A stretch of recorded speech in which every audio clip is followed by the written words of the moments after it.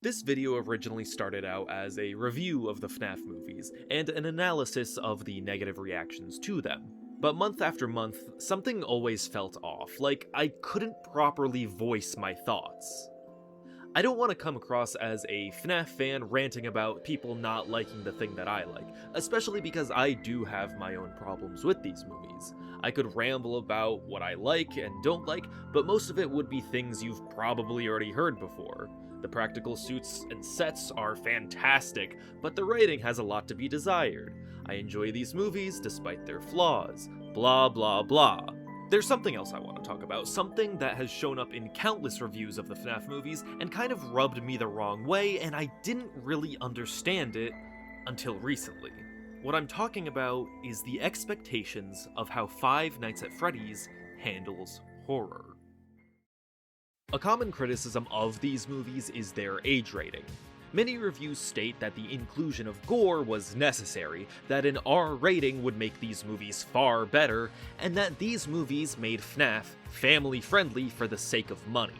Essentially, the FNaF movies are hindered by their PG-13 rating, and the inclusion of gory violence would have made them not only better, but more like FNaF.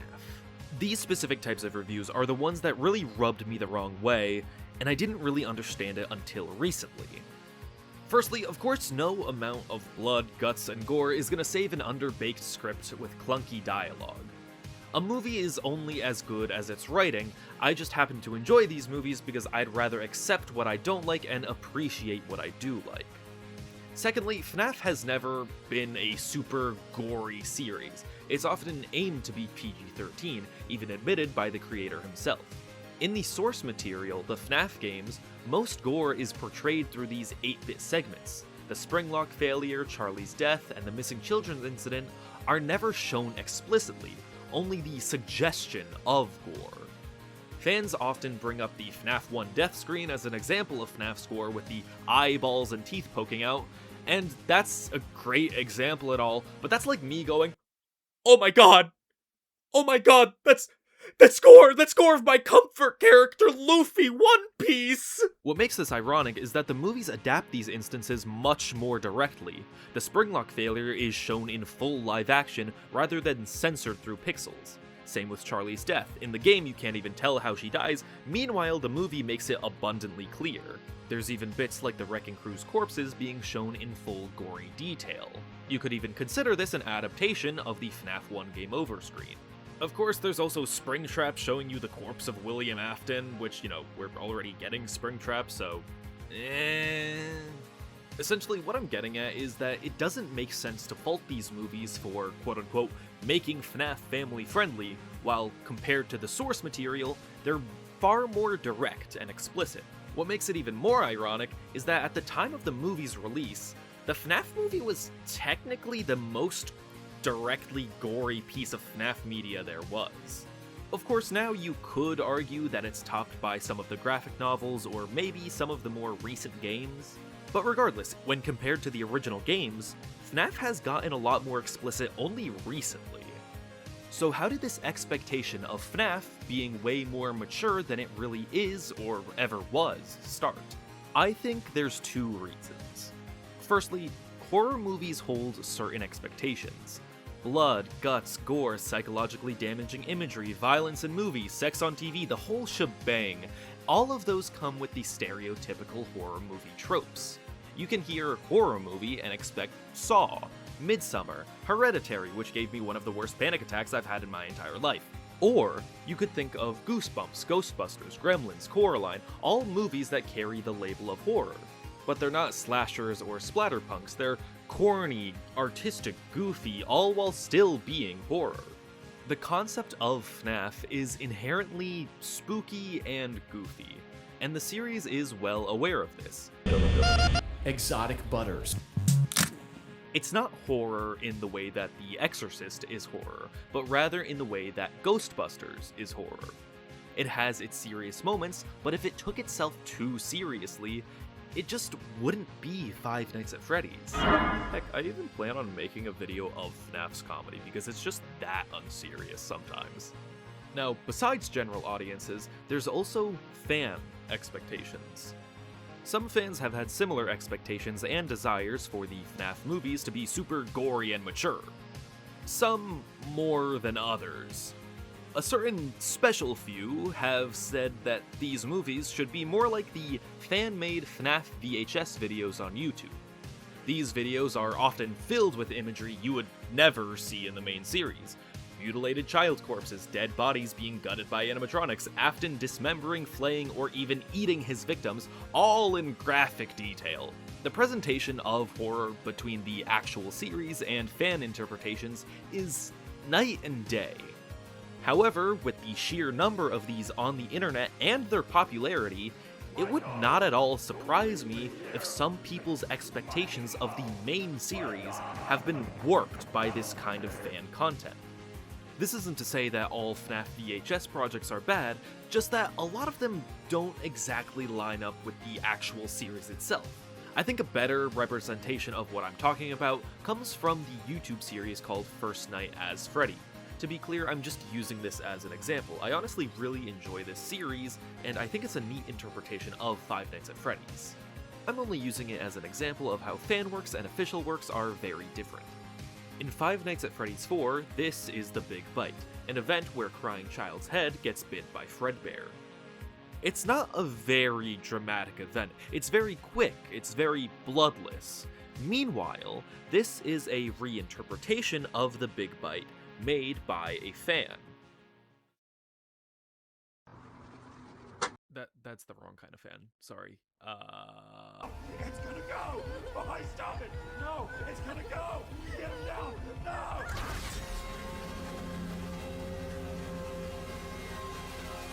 To quote my friend with whom I discussed this while writing, this is an incredibly disproportionate amount of blood for a head to contain.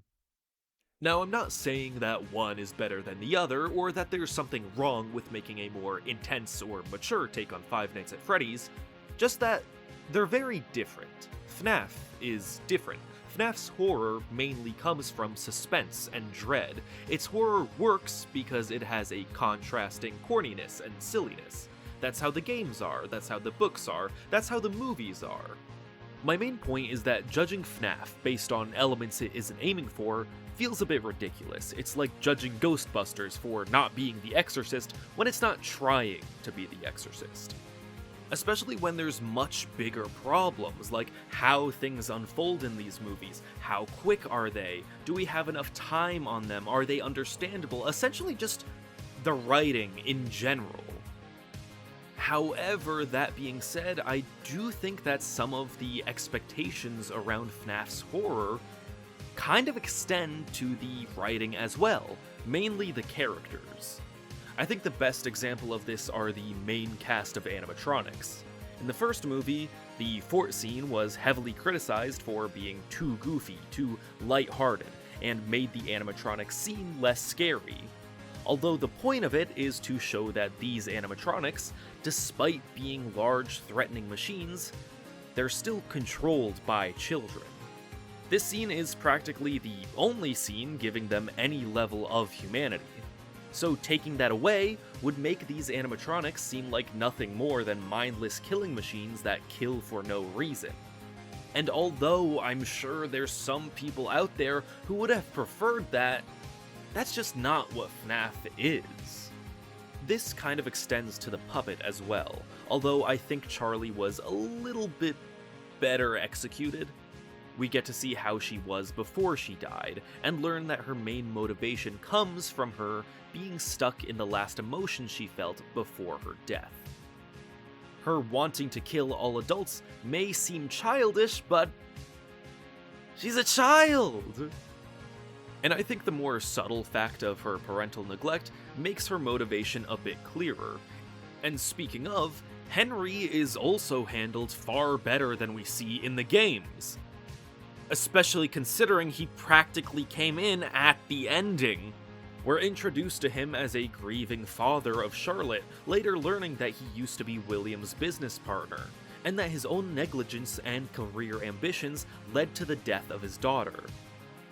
The games still kinda need to catch up on the specifics of all that. And then there's of course the main three characters of Mike, Vanessa, and Abby. Now, I'm not saying that these characters are perfect, but it does occasionally feel like some reactions to them are misguided. Mike's apathy, Vanessa's trauma, Abby's naivety. I've seen so many people treat these consistent character traits, these character flaws, as if they're problems with the script itself, not problems for the characters to work through.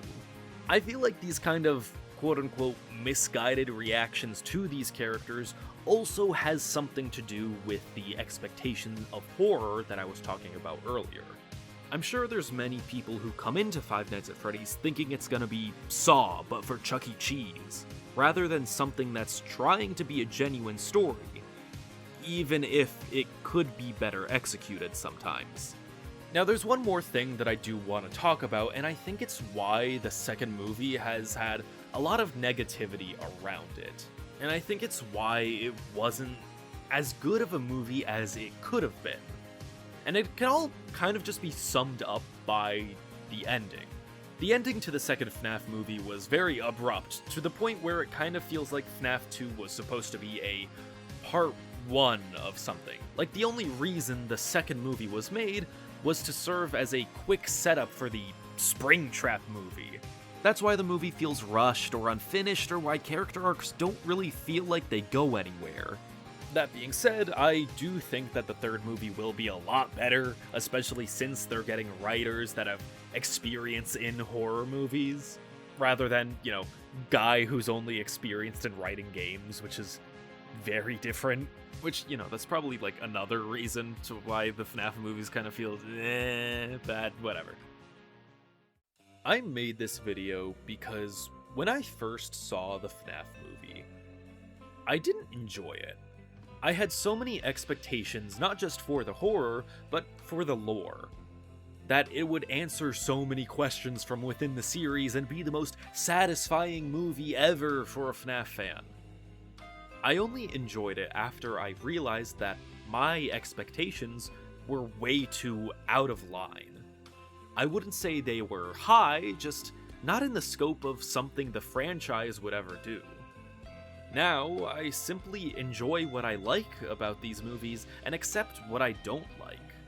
I'm not saying that people should lower their expectations, just that to expect an R rating, to expect no themes of abandonment or trauma, to expect the animatronics to be nothing more than killing machines, to expect grisly gore, to expect an absence of comedy or corniness, all of that is to expect Five Nights at Freddy's to be something it's not. Although I think the worst expectation of these movies is the idea that they're nothing more than cash grabs.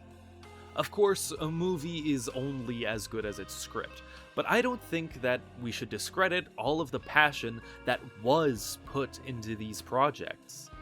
I wasn't going to ramble about how much I love the artistry behind these movies in an attempt to remain neutral, but it's my video and I can do whatever the hell I want. I love every bit of the environments and details put into these movies and their practical effects, sets, costumes, and especially the animatronic characters. There is an immense passion put into these movies, and to discredit them and claim that they're an insult to art is to insult art itself. The results were less than stellar. The movies themselves aren't the greatest, but there is soul. There is passion. And I think that is worth recognition, especially in an industry full of CGI and the threat of generative AI. I think that these movies deserve their flowers for the incredible practical effects, for the incredible artistry that they feature. Even if the script still kinda sucks.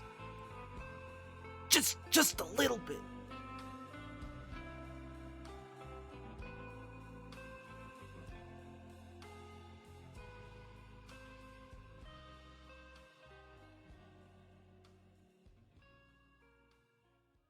Anyway, anyways, that's it for this video. Sorry it took so goddamn long, but hey, it was kind of a warm-up anyway.